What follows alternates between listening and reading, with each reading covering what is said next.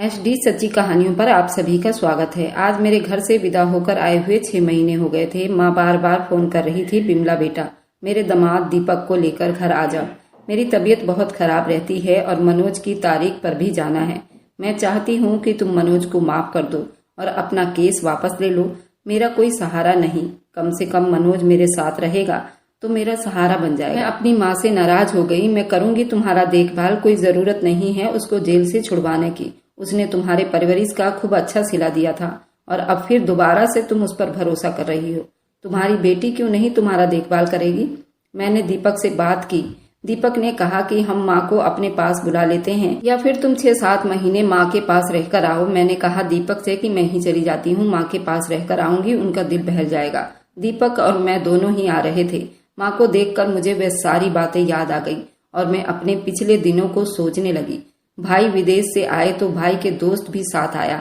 मैं उसे पसंद करने लगी तो भाई ने उससे मेरा रिश्ता कर दिया। शादी के बाद वह वापस विदेश चला गया, पर वह रूठ गया था कि तुम्हारे सोने के बाद मैं तुम्हारे पास होता हूँ। मैं मजाक समझती थी, पर अचानक मैं प्रेग्नेंट हो गई। फिर घर वालों ने मुझे मार पीट कर मुझे छिनार कहकर घर से निकाला। मैं सरकारी अस्पताल चली गई और अपना DNA चेक करवाया तो मेरे पैरों तले से जमीन निकल गई। मुझे तो यकीन ही नहीं आया था ये सब मेरे साथ किसने किया है और ये सब मेरे साथ क्यों हो रहा था। मेरी जिंदगी में सब कुछ ठीक था, मगर फिर मेरी शादी हो गई और विदाई नहीं हुई थी और पति विदेश में था। मगर फिर भी जब मैं सोकर उठती तो अजीब सा एहसास होता था, मगर मैं इस एहसास को समझ भी नहीं पाती थी। बहन तो मेरी कोई भी नहीं थी जिससे मैं बात करती। मम्मी के साथ मेरा रिश्ता ऐसा नहीं था जिससे मैं सब कुछ बिना धड़क कह पाती, मगर अंदर ही अंदर मुझे एहसास हो रहा था कुछ है जो बदल गया है, कुछ गलत हो रहा है। मगर क्या? इसका जवाब मैं ढूंढ नहीं पाई थी। मैं जब भी सोकर अपने कमरे से बाहर आती तो मेरा भाई मेरी तरफ देखकर हंस रहा होता। पहल तो मैं भी मुस्कुराकर आगे बढ़ जाती थी, मगर ये सोच कर रह जाती भाई मेरी तरफ देखकर क्यों हंस रहा है। उसकी हंसी में कुछ अजीब सा था। वह प्यार भरी मुस्कुराहट नहीं थी जो अपनों को देखकर होठों पर फैल जाती है।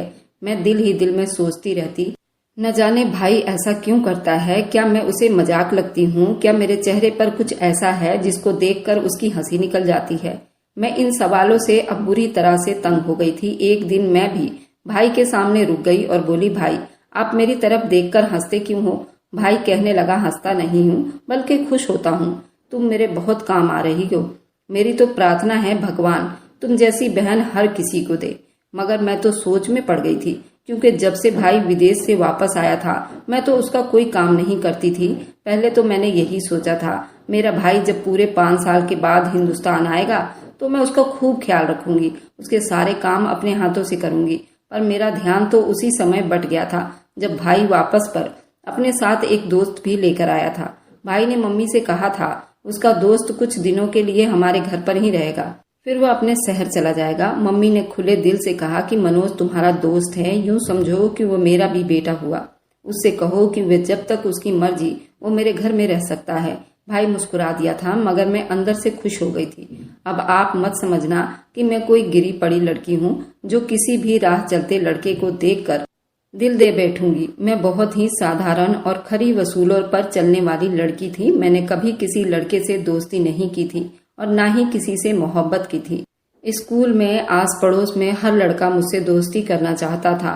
1-2 आस पड़ोस की औरतें चाहती थी वह मेरा रिश्ता अपने बेटे के लिए मांग ले। उनके बेटे ने ये कहकर इनकार कर दिया कि हमने उस लड़की से शादी नहीं करनी, क्योंकि वह जरा भी बोलती नहीं और ना ही किसी को नजर उठाकर देखती है। वह तो बिल्कुल चुप चुप सी रहती है। हमें तो चुलबुली सी लड़की चाहिए। मैं थी तो चुलबुली और हंसमुख, मगर मैं अब अपना ये रूप किसी भी अहरे गहरे लड़के को तो नहीं दिखा सकती थी ना। औरत को मर्दों की नजरों की बड़ी पहचान होती है। वह 2 मैली दूर खड़े मर्दों की नजरों को देखकर भी पहचान लेती है कि वह किस नीयत से देख रहा है। मैं तो खुद को हमेशा बिल्कुल ढक कर रखती थी। इसमें मेरा कोई इतना कमाल नहीं था, मगर मेरी परवरिश ही ऐसी थी। मम्मी ने मुझे अपने परवरिश में ये सब कुछ सिखाया हुआ था। अपने अंगों का प्रदर्शन नहीं करना चाहिए और अपने आप को हमेशा ढककर और छुपाकर रखना चाहिए ताकि दूसरों की नजर तुम पर ना पड़े। वह मुझसे हमेशा यही कहती थी कि औरत सुंदर तभी कहलाती है जब अपने आप को पूरा ढक कर रखती है। मेरी माँ अक्सर मोहल्ले के औरतों के सामने कहती थी कि मैंने अपनी पूरी जवानी अपने बच्चों की परवरिश में बिता दी है। मुझे खुशी है कि भगवान ने बेटी दी है और वह भी 100 गुण संपन्न और हया वाली दी है। जो बेटा दिया है वह भी बहुत ही शरीफ है। मैंने जब मनोज को देखा था तो मैं पहली नजर में ही दिल दे बैठी थी। अब दिल देने का मतलब ये भी नहीं है कि मैं उसे हंस कर बातें करती थी या फिर बन संवर कर उसके सामने जाती थी। भाई का दोस्त मुझे अच्छा लगता था। मैं खुद को इतनी छूट दी थी कि मैं किचन के दरवाजे की ओर से छुप कर उसको देख लिया करती थी।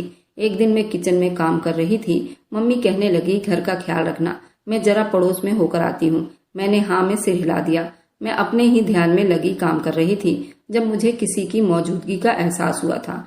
मैंने सर उठाकर देखा तो सामने मनोज खड़ा था। वह मुस्कुरा रहा था। मैं तो उसके चेहरे को देख ही नहीं पाई थी। मनोज कहने लगा, ये तुम मुझे सारा सारा दिन छुप छुप कर देखती हो, आज जब मैं सामने आ गया हूँ तो चेहरा झुका लिया है। मेरी बात गौर से सुनो, क्या तुम मुझे चाहती हो? मनोज की बात सुनकर तो मैं शर्म से पानी पानी हो गई थी।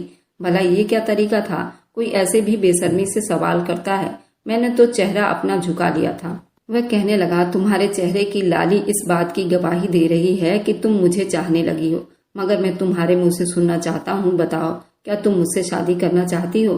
तुम मेरे दोस्त की बहन हो। मैं नहीं चाहता कि मेरी और दीपक की दोस्ती खराब हो। तुम्हारी हाँ होगी तभी मैं कोई कदम उठाऊंगा। मैं चुप ही खड़ी थी। तभी दीपक भाई की आवाज सुनाई दी थी। वह मुझे बुला रहा था। मैं घबरा गई। मनोज भी परेशान हो गया था। वह बोला, जल्दी से बताओ, मैं जा रहा हूँ। हाँ, करना चाहती हूँ शादी। मेरी बात सुनकर मनोज ने पानी का गिलास हाथ में पकड़ा और किचन से बाहर चला गया था। भाई किचन में आया तो कहने लगा, मनोज को किस चीज की जरूरत थी? मैंने कहा, जी वो पानी लेने आया था और पानी लेकर चला गया। भाई ने कहा, ठीक है, तुम काम करो। थोड़ी देर के बाद मम्मी भी घर पर आ गई थी। मैं और मम्मी दोनों बैठे बातें कर रहे थे कि अचानक से भाई के कमरे से लड़ने की आवाज आने लगी थी। मनोज और भाई दोनों किसी बात पर झगड़ रहे थे। मम्मी और मैं जल्दी से उठकर भाई के कमरे की तरफ भागे थे। मैं भी उनके पीछे ही गई थी। मेरे दिल में बार बार यही ख्याल आ रहा था, कहीं ये लड़ाई मेरी वजह से तो नहीं हो रही है।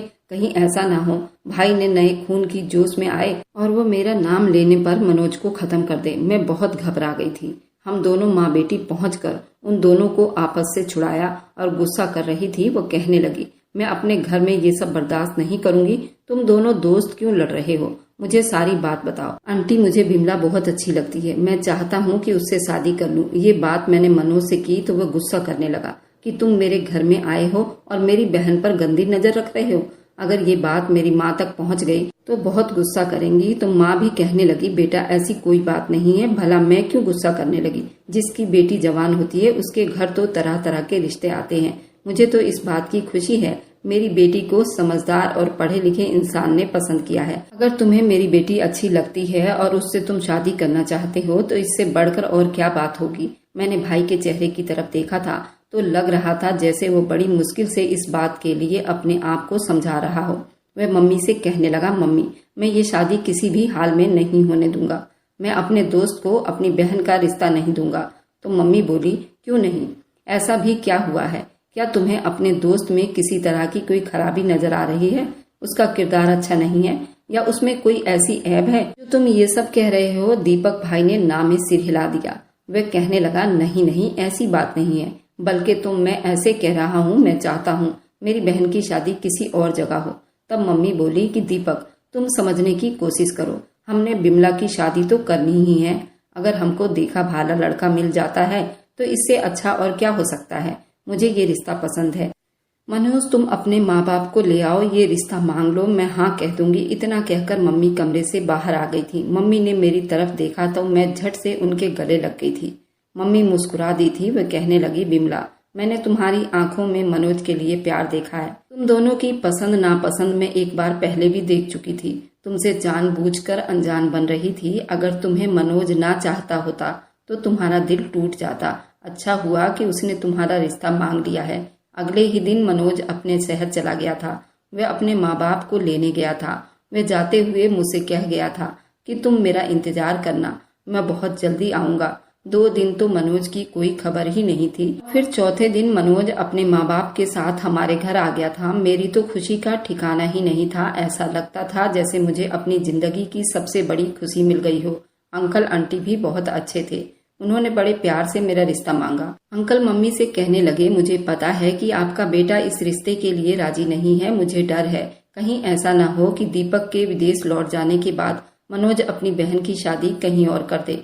तो अगर आप मेरी बात मान लेती हैं तो हम दोनों बच्चों की शादी कर देते हैं। बात हमेशा हमेशा के लिए पक्की हो जाएगी। मम्मी ने कहा कि उससे अच्छी और क्या बात हो सकती है। जल्दी से पंडित जी का इंतजाम कर लो और बड़ी साधारण तरीके से मेरी शादी संपन्न हो जाएगी। आज मेरी शादी होनी थी, मगर जब ये बात मनोज को पता चली तो वह आग बबूला हो गए थे। वह कहने लगे कि मम्मी आपको इतनी जल्दी किस चीज की थी। मम्मी बोली कि जब लड़का लड़की राजी तो फिर क्या करेगा काजी। मनोज अगर वे दोनों खुश हैं तो अब मैं क्या कर सकती हूँ। तुम भी बेटा उनकी खुशी में हाँ कह दो। भाई ने अपने सीने पर पत्थर रख लिया था और फिर वे शादी के लिए रजामंद हो गए थे। मेरी और दीपक की शादी हो गई। मनोज बहुत खुश था, जबकि मैं खुशी से फूले नहीं समा रही थी। खैर शादी के बाद मनोज अपने माँ बाप के साथ वापस चला गया था और विदेश जाने से एक दिन पहले वो हमारे घर आया था। मुझसे मिलने वह कह रहा था, मैं तुम्हें बहुत चाहता हूँ। तुम इस बात का ख्याल रखना कि तुम मेरी अमानत हो, तुम मेरी अर्धांगिनी हो। किसी गैर मर्द की तरफ नजर उठाकर भी न देखना। मैं तुम्हें लेने बहुत जल्दी वापस आऊंगा और तुम्हारा विदाई करवाकर तुम्हें अपने घर ले आऊंगा। तब तक तुम्हें अपना बहुत ज्यादा ख्याल रखना होगा। मैंने मनोज से वादा किया था कि मैं हमेशा उसकी बनकर रहूंगी। भाई बड़ी सब्र करके मनोज से मिला था। मैं ये सब देखकर परेशान हो गई तो मनोज कहने लगा, फिक्र ना करो, तुम्हारा भाई दिल का अच्छा है। अब जैसी समस्या चल रही है इसलिए वो मुझसे नाराज है, लेकिन यकीन करो वे जल्दी ठीक हो जाएगा। तो मुझे ऐसा लगता था मेरा सुकून दीपक अपने साथ ले गया है। कुछ दिन तो मेरे हल्क से नीचे कुछ उतर ही नहीं रहा था। मेरा खाना पीना सब कुछ हराम हो चुका था। हर वक्त मनोज की याद सताती रहती थी। एक दिन मैं बड़ी बेचैन थी। मेरे मोबाइल की घंटी बजी तो देखा अननोन नंबर से कॉल आ रही थी। मैंने कॉल रिसीव कर ली। आवाज आई, बिमला मैं मनोज हूँ। उस एक आवाज से दिल को सुकून मिल गया था। मैं मनोज से शिकायत करने लगी थी कि तुम वहाँ जाकर भूल गए थे, मुझसे कोई बात नहीं किया। मनोज कहने लगा, ऐसा कैसे हो सकता है, मैं तुम्हें भूल जाऊं। 1-2 दिन वहां पर सेटिंग में लगा रहा तो कॉल नहीं कर सका। अब मैं तुमसे हर रोज बात किया करूंगा। मैं बहुत खुश हो गई थी। अब मैं और दीपक सारा दिन मोबाइल पर बातें करते रहते थे। मेरी माँ को भी इस चीज की खबर थी, मगर उन्होंने कभी रोक टोक नहीं की थी। मैं तो मम्मी से डरती थी कि वे पता नहीं क्या सोचेंगी। एक दिन कहने लगी, मुझे बहुत खुशी होती है जब तुम्हारे पति का फोन आता है। जब वो वापस आएगा तो मैं तुम्हें विदा कर दूंगी। मम्मी की बात सुनकर मेरे दिल को तसल्ली हुई थी। दीपक मुझसे घंटों फोन पर बात किया करता था और जब कॉल बंद करने लगता तो वो मुझसे कहता, हर समय मैं तुम्हारे पास होता हूँ, तुम मुझे याद करके उदास ना हुआ करो, मैं तुम्हारे बहुत करीब होता हूँ। मैं उसकी ये बात सुनकर कभी हंस देती तो कभी हैरान हो जाती, वो ऐसा क्यों कहता है, जबकि वह तो मेरे पास होता ही नहीं है। मैं तो रात भर सोती रहती हूँ और जब सुबह सोकर उठती हूँ तो बहुत बेचैन सी होती थी। कुछ अजीब से होने का एहसास होता था, मगर मैं अपना ख्याल झटक देती थी कि ये मेरा वहम है।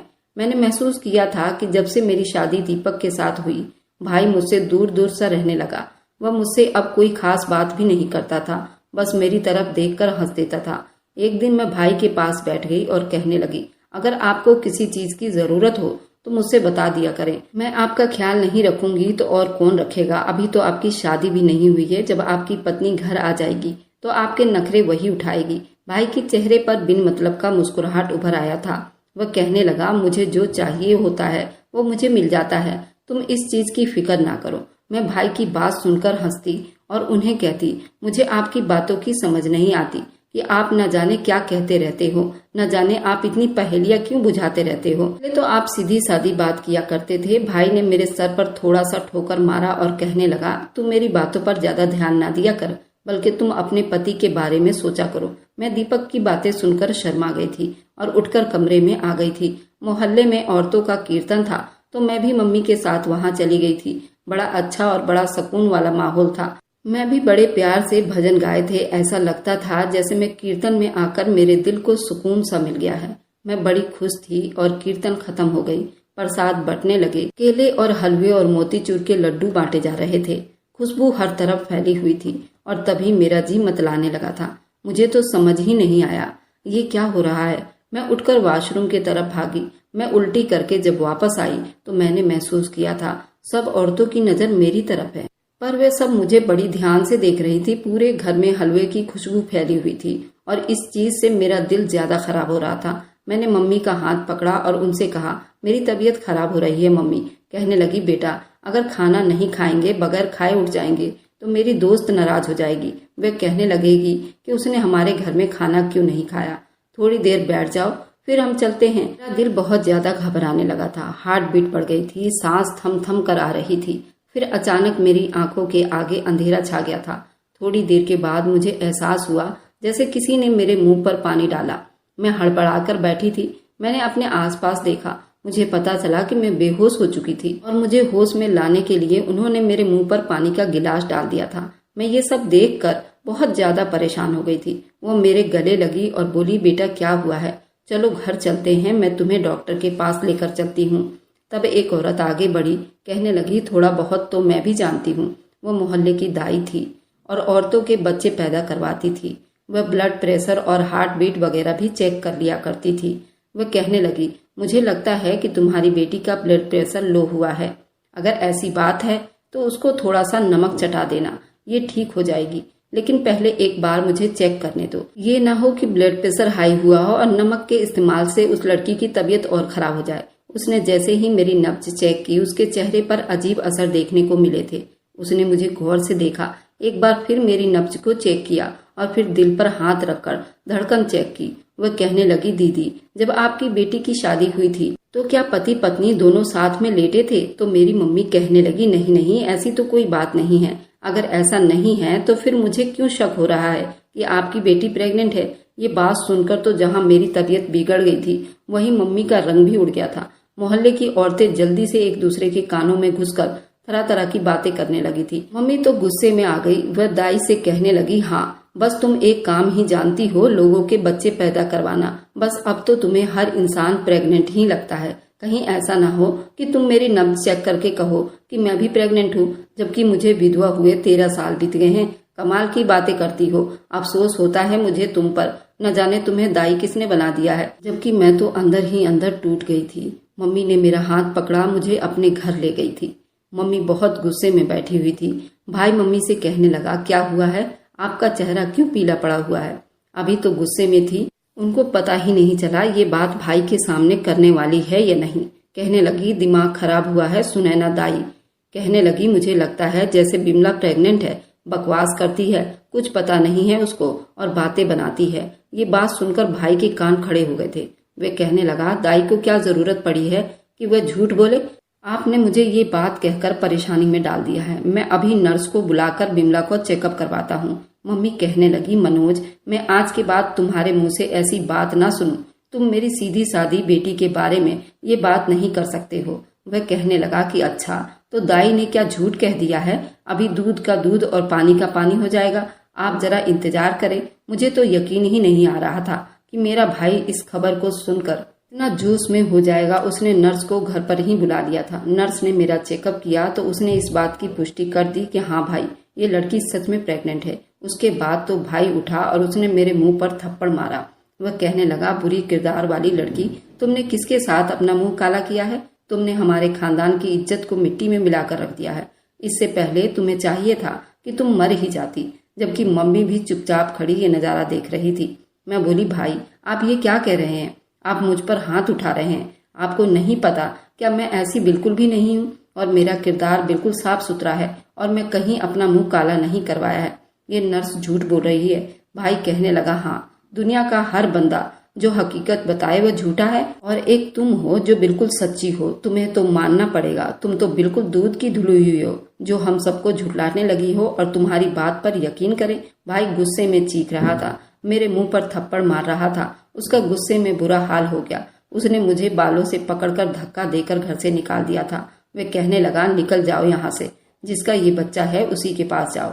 जबकि मेरी माँ बुत बने खड़ी थी। वह कुछ बोल भी नहीं रही थी। मैं चिल्लाई थी, मम्मी आप कुछ क्यों नहीं बोल रही हो?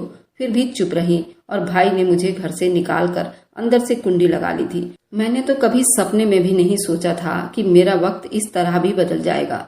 ये तो एक अजीब बात थी। मैं पहले तो दरवाजे के पास खड़ी रोती रही। आते जाते लोग मुझे अजीब निगाहों से देख रहे थे, मगर फिर मैंने सोचा जब मेरी कोई गलती ही नहीं, जब मेरा कोई कसूर ही नहीं, तो मैं यहाँ पर खड़ी होकर अपना मजाक क्यों बनवाऊं, अपने ऊपर लोगों को उंगलियां उठाने का मौका क्यों दूं।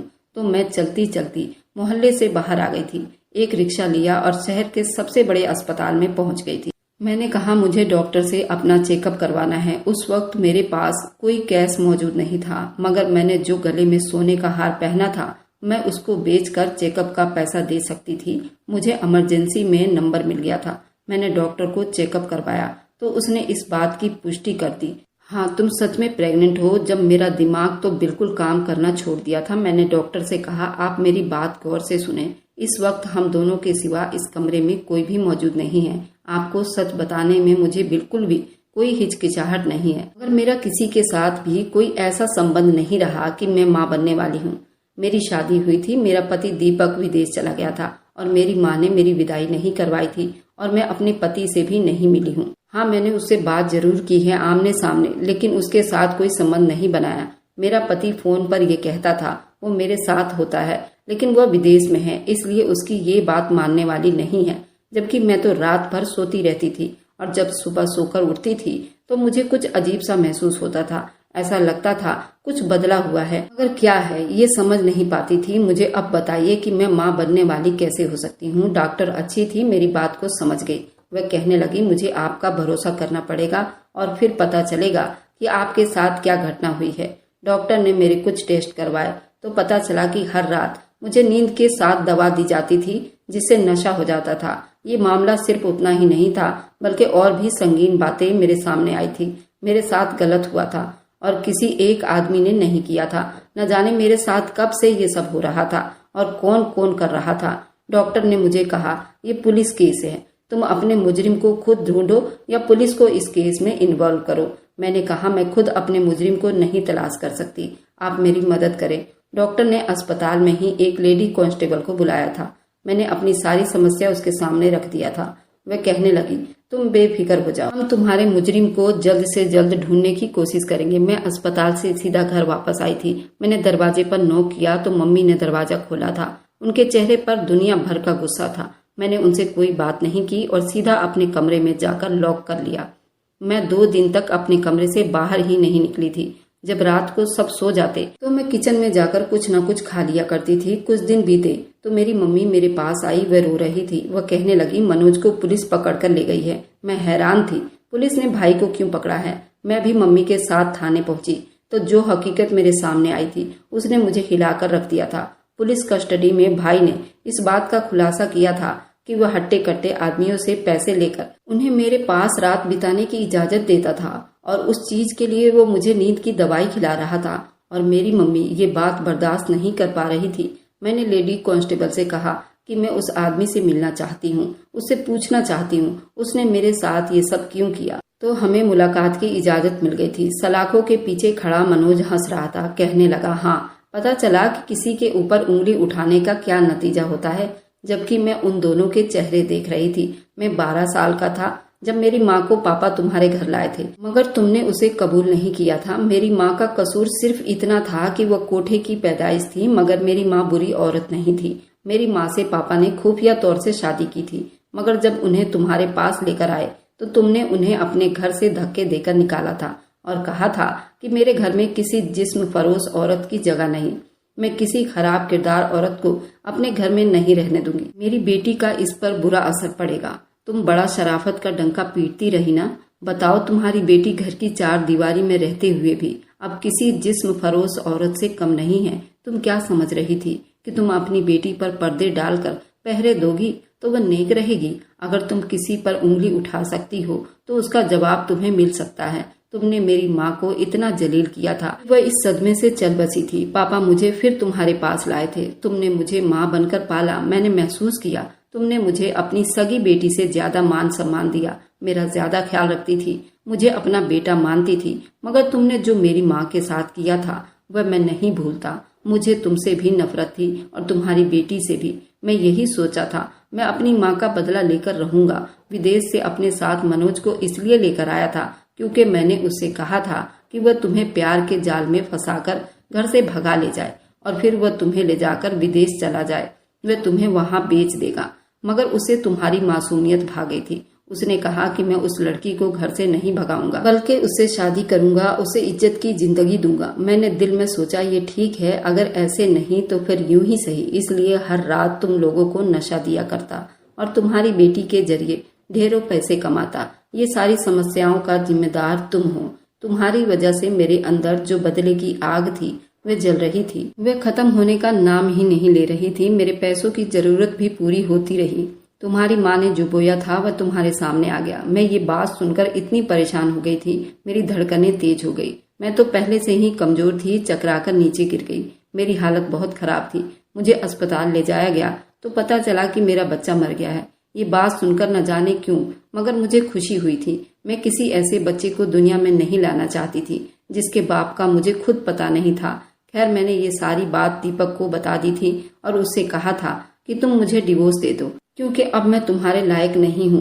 उसने कहा, तुम कल भी मेरे लायक थी और नेक थी, आज भी नेक हो। तुम्हारे साथ जो भी हुआ है उसमें तुम्हारा कोई कसूर नहीं है। जिसने बुरा किया है उसकी गलती है। कुछ दिनों में आकर तुम्हारी विदाई करवाकर अपने घर ले आऊंगा। फिर दीपक ने बड़ी धूमधाम से मेरी विदाई करवाकर अपने घर ले गया। अगर आपको आज की कहानी पसंद आई है तो वीडियो को जरूर लाइक कीजिएगा और अपने दोस्तों के साथ शेयर भी कीजिएगा। और हाँ, अगर आपने अभी तक हमारे चैनल को सब्सक्राइब नहीं किया है तो जरूर सब्सक्राइब कर लें। मिलते हैं हम अपनी कल की एक नई दिलचस्प कहानी के साथ। मुझ पर सदा अपना प्यार और स्नेह बनाए रखें। सभी को मेरा प्यार भरा नमस्कार दोस्तों।